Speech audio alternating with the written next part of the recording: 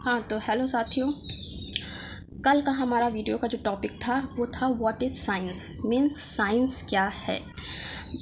तो हमने आपको बताया कि साइंस क्या है। उसके बाद हमने आपको बताया कि साइंस के मेनली जो है वो तीन पार्ट होते हैं। पहला हमने आपको बताया था बायोलॉजी, फिर हमने आपको बताया था फिज़िक्स, फिर हमने आपको बताया था केमिस्ट्री। ठीक है, तो आज हम उसके आगे से जो नेक्स्ट टॉपिक है हमारा, वो टॉपिक है बायोलॉजी, मतलब जो साइंस की ब्रांच है, साइंस की जो शाखा है, पार्ट है बायोलॉजी। ठीक है, उसके विषय में हम जानेंगे कि बायोलॉजी जो है वो क्या है, बायोलॉजी में हम किस चीज़ की स्टडी करते हैं, और बायोलॉजी के आगे कितने पार्ट होते हैं या कितनी ब्रांच होती हैं। ठीक है, तो आइए स्टार्ट करते हैं।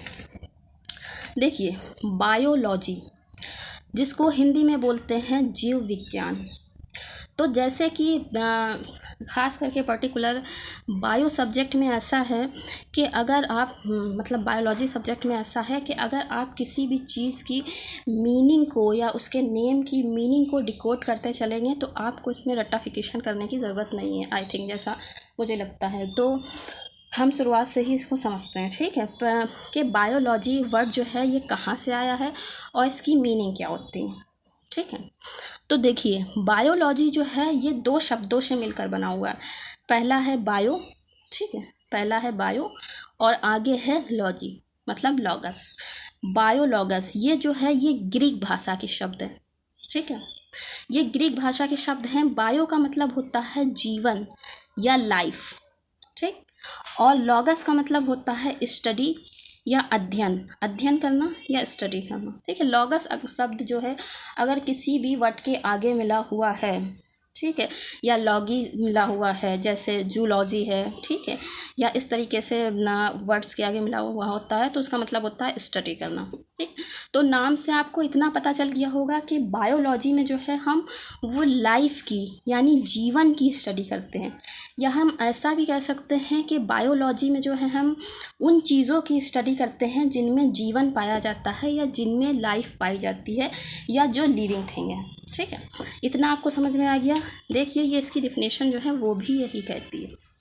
देखिए क्या लिखा है, साइंस की वो ब्रांच जिसके अंतर्गत जीवन या लिविंग ऑर्गेनिज्म की स्टडी की जाती है। तो बायोलॉजी, जीव विज्ञान क्या है? ये साइंस की वो ब्रांच है जिसके अंतर्गत जीवन, लाइफ या लिविंग ऑर्गेनिज्म, लिविंग ऑर्गेनिज्म उनको बोलते हैं जिनमें जीवन पाया जाता है, की स्टडी की जाती है। ठीक है, बस इसी को हम बायोलॉजी बोलते हैं।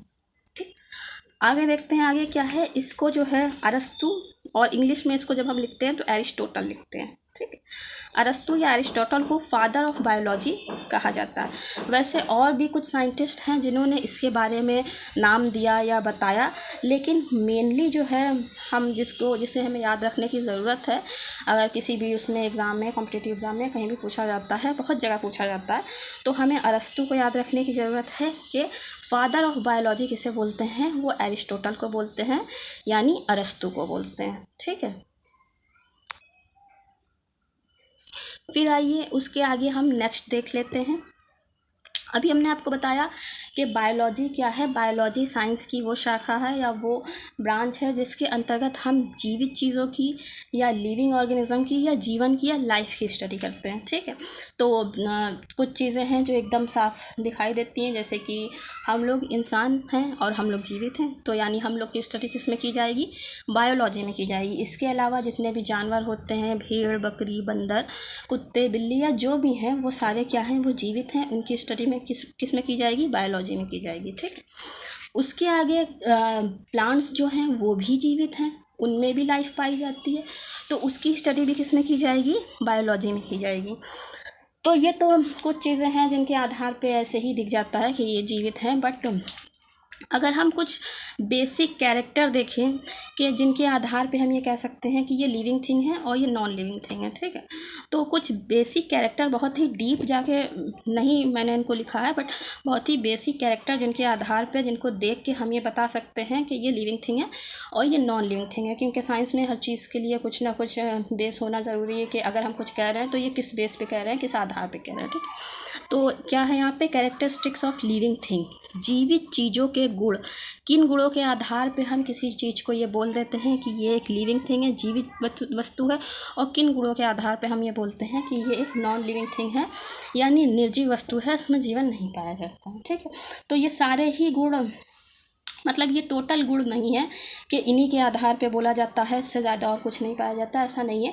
ये बहुत ही बेसिक कैरेक्टर्स हैं, बहुत ही बुनियादी गुण हैं जो मैंने लिखे हैं, थोड़े से ही हैं। ठीक है, तो सबसे पहला क्या है, श्वसन, जिसको इंग्लिश में बोलते हैं रेस्पायरेशन। ठीक है, श्वसन यानी रेस्पायरेशन। हम सभी जानते हैं श्वसन यानी रेस्पायरेशन मतलब होता है सांस लेना, लेकिन अगर किसी भी उसमें श्वसन पाया जाता है यानी रेस्पायरेशन पाया जाता है, तो हम बोलते हैं कि ये एक लिविंग थिंग है, ये एक जीवित वस्तु है या एक जीवित और लिविंग ऑर्गेनिज्म है। ठीक है, बट ज़रूरी नहीं है कि जैसे कि सांस लेने का मेथड बाकी सब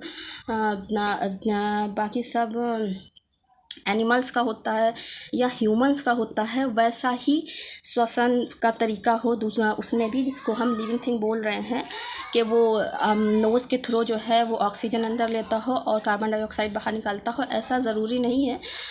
उसका तरीका, उसका मेथड अलग भी हो सकता है। फॉर एग्ज़ाम्पल जैसे प्लांट्स हैं, पेड़ पौधे हैं, वो भी जीवित होते हैं, बट वो उनमें कोई नोज़ नहीं पाई जाती है, वो नोज़ को थ्रू जो है वो इनहेल नहीं करते हैं, और ना ही उनमें लंग्स पाए जाते हैं, फेफड़े पाए जाते हैं, ऐसा उनमें नहीं है, बट वो श्वसन करते हैं, इसलिए उनको लिविंग थिंग बोलते हैं, बट उनका मेथड अलग है। तो कहने का मतलब बस इतना है कि श्वसन का पाया जाना जीवित होने का लक्षण है। ठीक है, उसका मेथड कुछ भी हो सकता है, उसका जब आप आगे पढ़ेंगे, आगे स्टडी करेंगे बायोलॉजी को, तो आपको पता चलेगा कि श्वसन के कई तरीके होते हैं, अलग अलग कोई भी तरीके हो सकते हैं। ठीक है, नेक्स्ट है पाचन यानी डाइजेशन, इंग्लिश में बोलते हैं डाइजेशन। तो पाचन, अगर किसी भी उसमें पाचन पाया जाता है तो हम इसको बोलते हैं कि ये एक लिविंग थिंग है। पाचन मतलब होता है, पाचन इसमें भी वही चीज़ लागू होती है कि ज़रूरी नहीं है कि उसके अंदर स्टमक पाया जाता हो, उसके अंदर इंटेस्टाइन पाई जाती हो, और वो उसके अंदर एक माउथ पाया जाता हो, उसके अंदर टीथ पाए जाते हैं जिससे वो खाने को चबाता हो, खाता हो, फिर वो स्टमक में जाता हो, फिर डाइजेस्ट करता हो, ऐसा ज़रूरी नहीं है। पाचन का मतलब होता है कॉम्प्लेक्स मॉलिक्यूल को सिंपल मॉलिक्यूल में कन्वर्ट करना। तो कोई भी अगर थिंग जो है, कोई भी लिविंग थिंग जो है, वो अब कॉम्प्लेक्स मॉलिक्यूल को सिंपल मॉलिक्यूल में कन्वर्ट कर रहा है, उससे एनर्जी ले रहा है, तो इसको जो है वो पाचन यानी डाइजेशन बोलते हैं। इसके भी मेथड अलग अलग हो सकते हैं, आगे आप इसको जब पढ़ेंगे कि मेथड ऑफ डाइजेशन कौन कौन से होते हैं, तो आपको पता चलेगा कि डाइजेशन के कई मेथड होते हैं। ह्यूमन बीइंग्स में अलग होता है, और प्लांट्स में अलग होता है, और बाकी सारे कुछ एनिमल्स में ये अलग अलग हो सकता है। ठीक है, नेक्स्ट जो है वो आपका है प्रजनन यानी रिप्रोडक्शन। प्रजनन यानी रिप्रोडक्शन मतलब होता है अपने जैसे दूसरे जीव बनाना। अपने जैसे दूसरे जीव, जैसे एक जामुन के पेड़ से एक जामुन के पेड़ का निकलना, एक आम के पेड़ से एक आम के पेड़ का निकलना, या एक कॉकरोच से दूसरे कॉकरोच का पैदा होना, या एक इंसान से दूसरे इंसान का पैदा होना, इसको बोलते हैं प्रजनन यानी रिप्रोडक्शन। तो अगर कोई भी किसी भी उसमें यह कैरेक्टर पाया जा रहा है कि या एक बैक्टीरिया से दूसरे बैक्टीरिया का बनना, कि उससे उसके जैसे दूसरे जीव बन रहे हैं, तो हम ये बोलेंगे कि वो एक लिविंग थिंग है। ठीक है, नेक्स्ट आ जाते हैं हम उत्सर्जन। उत्सर्जन को इंग्लिश बोलते हैं एक्सर्शन। इसकी मीनिंग होती है, एक्सर्शन का मतलब होता है, उत्सर्जन का मतलब होता है कि किसी भी बॉडी में जो है बहुत सारी मेटाबॉलिक प्रोसेस होती हैं, जिसके ज़रिए जो है उसमें बहुत सारा हार्मफुल मटेरियल बनता है, हानिकारक पदार्थ बनते हैं, या वेस्ट मटेरियल बनता है, या ऐसे पदार्थ बनते हैं जिसका उस बॉडी में कोई यूज़ नहीं होता। इसको शरीर से बाहर निकालना अत्यावश्यक होता है, अन्यथा जो है वो शरीर को हानि हो सकती है। तो अगर कोई भी लिविंग ऑर्गेनिज्म है, नया ऑर्गेनिज्म है, वो अपनी बॉडी से हार्मफुल मटेरियल को या वेस्ट मटेरियल को बाहर निकाल रहा है, तो हम बोलेंगे कि वो एक लिविंग थिंग है। ठीक है, इसके भी मेथड अलग अलग हो सकते हैं, मेथड ऑफ एक्सर्शन या उत्सर्जन के प्रकार अलग अलग हो सकते हैं, ज़रूरी नहीं है सब में सेम हो। ठीक है, नेक्स्ट ये जो लास्ट हमने लिखा हुआ है, ये है प्रचलन यानी मूवमेंट। ये एक ऐसा कैरेक्टर है जो कि लिविंग थिंग में हो भी सकता है और नहीं भी हो सकता है। फॉर एग्जांपल के लिए, जैसे कि छुई मुई का पौधा होता है, जब हम उसको टच करते हैं तो वो अपनी पत्तियों को सिकोड़ लेता है कुछ टाइम के लिए, ये एक तरीके का मूवमेंट है। मूवमेंट मतलब हम इसको ऐसे कह सकते हैं कि हिलना डुलना या अपनी जगह से दूसरी जगह जाना। प्लांट्स नॉर्मली नहीं जाते हैं अपनी जगह से दूसरी जगह, वो जहाँ निकलते हैं वहीं लाइफ टाइम रहते हैं, ठीक है। तो हिलना डुलना, अपनी जगह से दूसरी जगह जाना, ये सब चीज़ों में मूवमेंट, इसको इन सब चीज़ों को बोलते हैं, ठीक है। बट ये ज़रूरी नहीं है कि अगर किसी चीज़ में मूवमेंट नहीं पाया जा रहा है तो वो लिविंग थिंग नहीं है। बट हाँ, ये मोस्टली ऐसा होता है कि अगर कोई लिविंग थिंग है तो उसमें मूवमेंट पाया जाता है, ठीक है। तो अभी तक मैंने आपको क्या बताया, मैंने आपको ये बताया कि बायोलॉजी क्या है। बायोलॉजी साइंस की वो ब्रांच है जिसमें हम लिविंग थिंग का यानी सजीव वस्तुओं का या जीवन का अध्ययन करते हैं। तो हम इसमें किन चीज़ों का अध्ययन करते हैं? जो चीज़ें सजीव हैं। कुछ कैरेक्टर्स यहाँ पे मैंने बताया जिसके आधार पे हम ये समझ सकते हैं कि कौन सी ऐसी चीज़ है जो लिविंग थिंग है और कौन सी ऐसी चीज़ है जो निर्जीव है, जिसमें जीवन नहीं पाया जाता, ठीक है। तो पहला कैरेक्टर है श्वसन, रिस्पायरेशन। दूसरा है पाचन, डाइजेशन। तीसरा है प्रजनन, रिप्रोडक्शन। चौथा उत्सर्जन, एक्सर्शन। और पांचवा है प्रचलन यानी मूवमेंट। इसका पाया जाना जरूरी नहीं है, ठीक है। अब आइए आ जाते हैं इसके नेक्स्ट पार्ट पर, ठीक है, जो कि है branches of biology. Branches of biology यानी जीव विज्ञान की शाखाएं, ठीक है। अभी तक मैंने आपको ये बताया कि बायोलॉजी क्या है, वो साइंस की एक ब्रांच है जिसमें लिविंग थिंग का अध्ययन किया जाता है। नेक्स्ट मैंने बताया लिविंग थिंग के कैरेक्टर्स कौन कौन से होते हैं, ठीक है, जिससे आपको ये पता चल जाए कि एक्चुअल में बायोलॉजी में किस चीज़ का अध्ययन किया जाता है। तो बायोलॉजी जो है वो खुद एक साइंस की ब्रांच है, बट जैसे जैसे हम पढ़ते जाते हैं ब्रांच तो निकलती ही जाती है, मतलब किसी चीज़ का नॉलेज का कहीं पर कोई अंत नहीं है। तो हम जैसे पढ़ते जाते हैं वो चीज़ें आगे और कॉम्प्लिकेटेड होती जाती हैं। तो अगर यहाँ पे जो है हम बायोलॉजी की ब्रांच देखेंगे या पार्ट देखेंगे कि बायोलॉजी को आगे चल के फर्स्ट या इंटर क्लास में जो है 3 पार्ट में, मेनली जो है 2 पार्ट में डिवाइड करते हैं। फर्स्ट या इंटर में 2 पार्ट में डिवाइड करते हैं, बट आजकल जो है वो 3 पार्ट में इसको बोला जाने लगा है। लेकिन ये आगे की क्लासेस में ऐसा होता है, फर्स्ट या इंटर में जो है ये वाला पार्ट आपका जो है ये नहीं होता है, यूपी बोर्ड में, खास करके यूपी बोर्ड में नहीं होता है, ठीक है।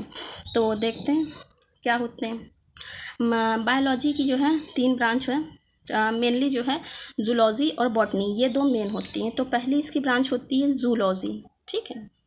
जूलॉजी जैसे कि इसका भी अगर हम इसके नेम को रिकॉर्ड करें तो जू मतलब होता है जंतु और लॉगी मतलब होता है, लॉगी किसी भी शब्द के आगे मिला है तो इसका मतलब अध्ययन। इसमें हम जंतुओं का अध्ययन करते हैं। जंतु मतलब एनिमल्स का इसमें हम अध्ययन करते हैं, ठीक है। हिंदी में बोलते हैं इसको जंतु विज्ञान। फादर ऑफ जूलॉजी जो है वो अरस्तु को ही बोलते हैं। अरस्तु को ही जो है फादर ऑफ बायोलॉजी भी बोलते हैं, फादर ऑफ जूलॉजी भी अरस्तु को ही बोलते हैं। इसमें हम क्या करते हैं, इसमें हम जंतुओं का अध्ययन करते हैं। इसमें जंतुओं का अध्ययन किया जाता है। जंतु मतलब एनिमल्स का अध्ययन किया जाता है। एनिमल्स में जो होते हैं वो हमारे बकरी, बंदर, भेड़ और जितने भी कीड़े मकोड़े हैं और जितने भी फिशेस हैं या जो भी हैं सब आ जाती हैं। ह्यूमन बीइंग यानी इंसान भी इसी में आता है, बट इसको जब हम आगे फर्दर और क्लासीफाई करते हैं, फिर इसमें अलग अलग किंगडम, अलग अलग वो बनाते हैं, ग्रुप बनाते हैं, तो फिर वो उसमें आता है। इंसान जो है वो मैमेलिया में आता है, बट अगर हम मोटे तौर पे हम देखें तो हम जूलॉजी में ही इंसान का भी अध्ययन करते हैं। और जंतुओं, अगर आप कहेंगे इसमें जंतुओं का अध्ययन करते हैं, जंतु मतलब एनिमल्स, प्राणी, तो यस, इंसान को भी क्या जंतु या प्राणी या एनिमल्स बोल सकते हैं, तो बिल्कुल यस बोल सकते हैं, ठीक है। नेक्स्ट है आपका बॉटनी, ठीक है। इसको हिंदी में बोलते हैं वनस्पति विज्ञान। वनस्पति विज्ञान जैसे कि आपको नाम से ही स्पष्ट है, वनस्पति मतलब पेड़ पौधे। इसमें जो है फादर ऑफ बॉटनी जो है वो थियोफ्रेस्टस को बोलते हैं, ठीक। इसमें जो है हम पादपों यानी प्लांट्स का अध्ययन किया जाता है। बॉटनी में जो है पादप यानी प्लांट्स का अध्ययन किया जाता है। अब प्लांट्स भी कई मेल के होते हैं। जब हम इसको आगे पढ़ते हैं बॉटनी को, तो इसमें हमें पता चलता है कि प्लांट्स को भी आगे बहुत सारे उसमें डिवाइड किया जाता है, ठीक है। नेक्स्ट है आपका माइक्रोबायोलॉजी, जिसको बोलते हैं, माइक्रो मतलब होता है किसी भी सूक्ष्म चीज़ के लिए हम माइक्रो शब्द का यूज़ कर सकते हैं, सूक्ष्म। बायो मतलब जीव और लॉगी मतलब उसका अध्ययन हो जाता है, तो हम इसको सूक्ष्म जीव विज्ञान बोलते हैं, ठीक है। फादर ऑफ माइक्रोबायोलॉजी हम किसे बोलते हैं, एंटोनी वॉन लीवेनहॉक को, एंटोनी वॉन लीवेनहॉक को हम फादर ऑफ माइक्रोबायोलॉजी बोलते हैं। इसमें हम किसका अध्ययन करते हैं? इसमें हम सूक्ष्म जीवों का अध्ययन करते हैं। सूक्ष्म जीवों की स्टडी की जाती। सूक्ष्म जीव मतलब जो इतने छोटे होते हैं जिन्हें हम अपनी नेकेड आइज से नहीं देख सकते। नेकेड आइज में हम अपनी इन आँखों से नहीं देख सकते, हमें उन्हें देखने के लिए किसी पर्टिकुलर लेंस की ज़रूरत पड़ती है या माइक्रोस्कोप की ज़रूरत पड़ती है। वो जो है हमारे सारे सूक्ष्म जीव यानी माइक्रोब्स कहलाते हैं। उनकी स्टडी के लिए जो ब्रांच होती है, जो बायोलॉजी की जो ब्रांच है वो है माइक्रोबायोलॉजी। ठीक है, तो आज के वीडियो में बस इतना ही कि बायोलॉजी क्या है। बायोलॉजी में हम लिविंग थिंग्स का अध्ययन करते हैं और लिविंग थिंग्स के कुछ कैरेक्टर्स होते हैं जिनके आधार पर हम बोलते हैं ये लिविंग थिंग्स हैं। ठीक है, और बायोलॉजी की ब्रांचेस कौन कौन सी होती हैं? जूलॉजी, बॉटनी और माइक्रोबायोलॉजी। ठीक है, इनमें हम इन चीज़ों का अध्ययन करते हैं। आई होप आपको वीडियो पसंद आया होगा। अगर आपको वीडियो पसंद आया है तो प्लीज़ मेरे वीडियो को लाइक कीजिए, कमेंट कीजिए, शेयर कीजिए और मेरे चैनल को सब्सक्राइब कीजिए। Thank you so much.